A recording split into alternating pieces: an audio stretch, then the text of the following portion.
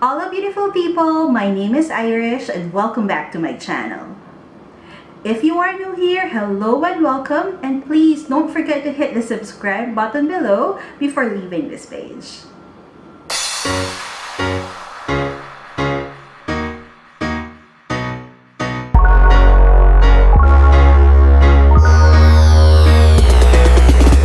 For this video, I will be sharing with you guys yung bago kong kinakaalikan. These are the press-on gel manicure set. Ayan. So, if you want to know how I put on this instant beautiful nails in less than 5 minutes, then please keep on watching.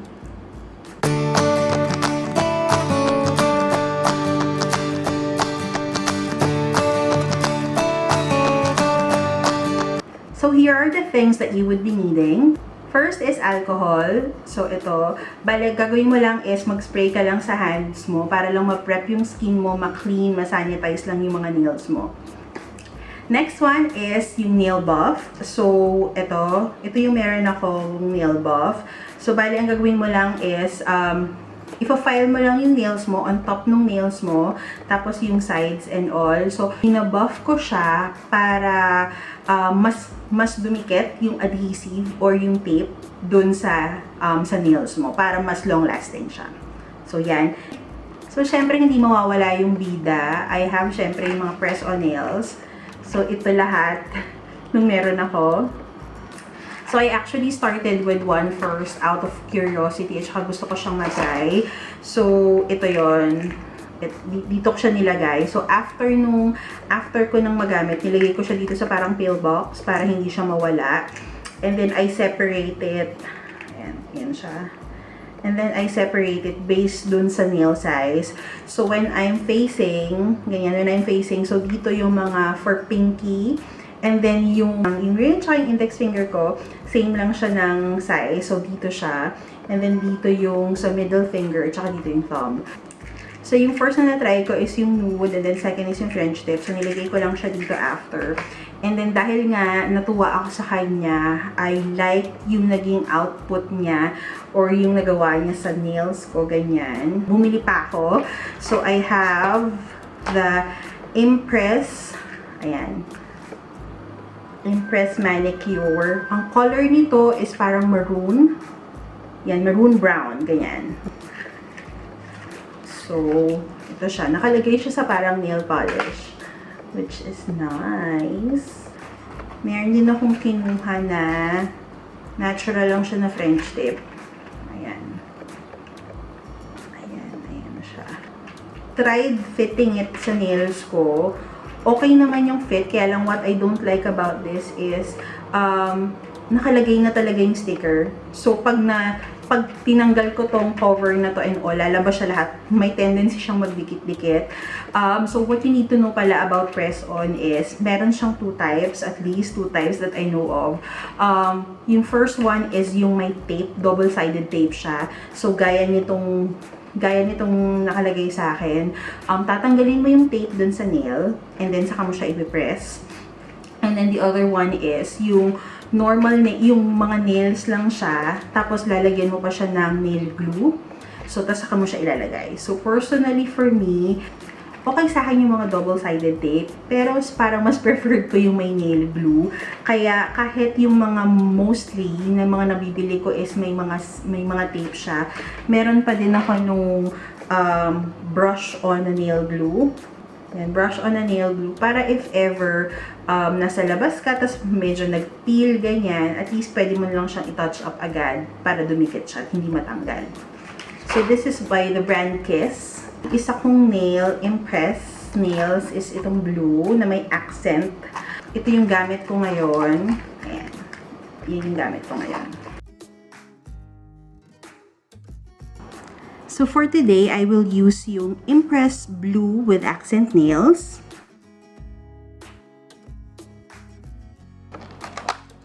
So, it comes with 30 nails. Tapos, with different sizes na din. So, since I have short nails, yung short nails din yung binili ko. Along with these, meron na din siyang prep pad. Tapos, meron na din siyang buffer, yung nail buff. So, before we start, ang gagawin ko muna is, mamimili muna ako ng mga nails. Isi-select ko na siya based doon sa size ng nails ko. So, ito yung nails niya. Ayan. Tapos, meron siyang sticker na nakalagay na dyan. So, tatanggalin mo na lang siya. So, the proper way to do it is yung may sticker na ganon. Dito siya nakalagay. Malapit sa skin mo. Ganyan. Ayan. So, start lang ako mag-select ng nails starting from the thumb. Medyo malaki to sa thumb ko. So, wag yan. Sometimes yung mga nails, meron din siyang number. Hindi ko alam kung makikita nyo, pero may number siya doon. Doon sa dulo, dito sa side na to, may number dyan. I think this will be my thumb. Mas fit siya sa thumb ko. Yung accent nails, ilalagay natin sa ring finger.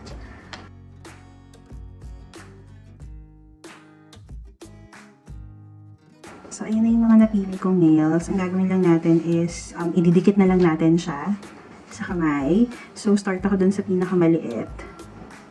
So, ito siya. Tatanggalin ko lang yung sticker. Ganyan. From dun sa dulo, parang ipupush ko lang yung skin ko ng ganyan. And then, saka ko siya didikit. Tapos, i-press ko lang siya.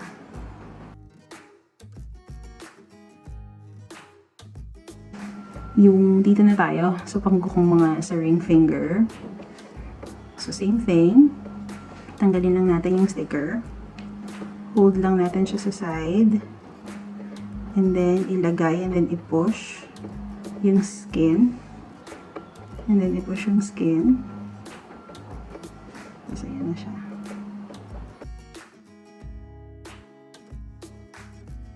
Ayan. Next is yung middle finger. So, ayan na siya. Next is middle finger. Same lang. Nanggal ko yung sticker. Dikit ko lang siya na ganyan. Ayan. Ganyan lang kadali. Tanggal ng sticker. Press, press. Dikit. Ayan.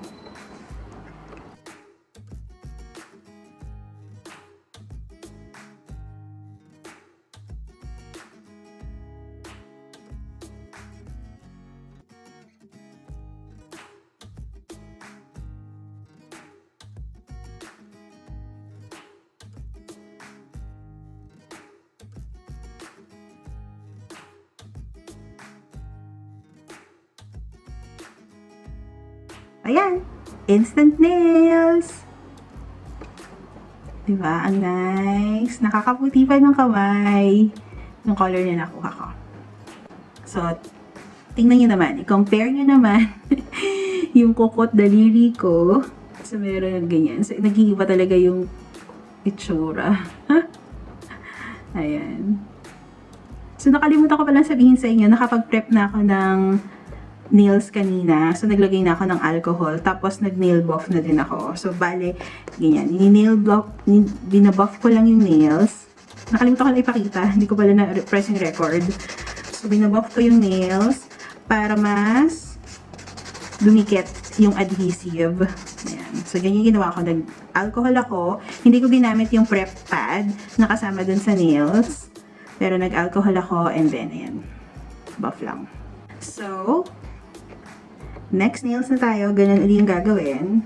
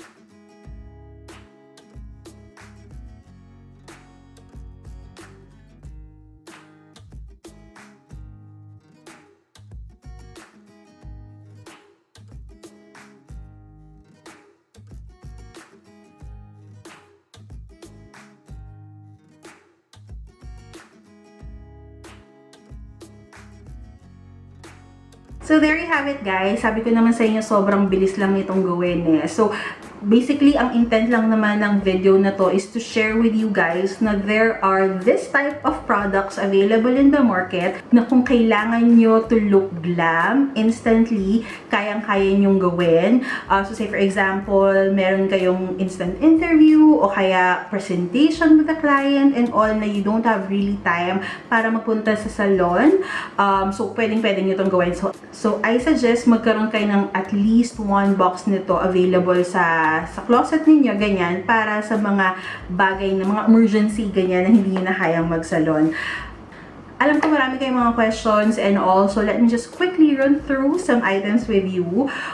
First, saan ko to nabibili? So, this is available dito sa grocery stores sa Dubai, sa Carrefour. In particular, nabili ko siya, yung mga impress nails. It ranges from 29.30, 34 dirhams, so around 410 pesos to 410 to 450 pesos. Ito, again, it comes in 24 or 30 nails in different sizes. Tapos, magagamit mo siya in a week or more, depende kung paano mo siya alagaan. Meron lang kayo nung nail glue, mabilis nyo lang siyang ikabit ulit. Sa Philippines, alam ko, merong ibang brand din. So that's it guys. I hope you enjoyed this video kasi sobra akong nag-enjoy na i-share sa inyo itong something na sa tingin ko baka mag-benefit din naman kayo in one way or the other. I think meron ding impress sa Philippines baka sa mga online shops, ganyan. Hindi lang talaga ako masyadong familiar. I know sikat din yung Dashing Diva. Diyan sa Philippines, meron sila sa mga Korean shops siguro like Innisfree, Etude House and all, or again sa Korean shops or sa Korean online shops. So ayun, hindi lang din ako familiar sa prices. So far, for me, nail friendly naman siya. Hindi siya yung nakakasira ng nails kasi sticker lang naman yun na nakakabit and then you can just easily parang wash it off eventually, or kung yung gagamit naman kayo ng glue, kasi I have used yung glue din, yung nail glue. Safe din naman siya, mabilis lang din siyang matanggal. I-nail buff nyo na lang din siya para matanggal siya easily, or i-wash off nyo siya ng bonggang-bongga para matanggal. So, I think yung time spent, tapos yung cost ng pagpapagawa ng gel polish, I would rather go for this type of nails. On your own, like DIY, you can just clean yung mga sides ng nails, o kaya yung i-cut nyo lang yung nails nyo, o kaya yung mga ingrown and all, tanggalin nyo. So, yun yung mga DIY na kaya nang gawin. And then this one. So, sobrang recommended ko itong item na to. So if you're like me na nagne-nail polish, ganyan, pero walang time, I really suggest you try it out and then see for yourself kung this is something that will work for you and for your lifestyle. So if you have questions about this video or about press-on nails, just put it in the comment section down below, guys. Okay? So till our next video, guys. And kung hindi pa kayo nakapag-subscribe, please hit the subscribe button below at saka yung bell button na rin sa katabi nun. I hope to see you guys in my next video and may the fab be with you all. Byers!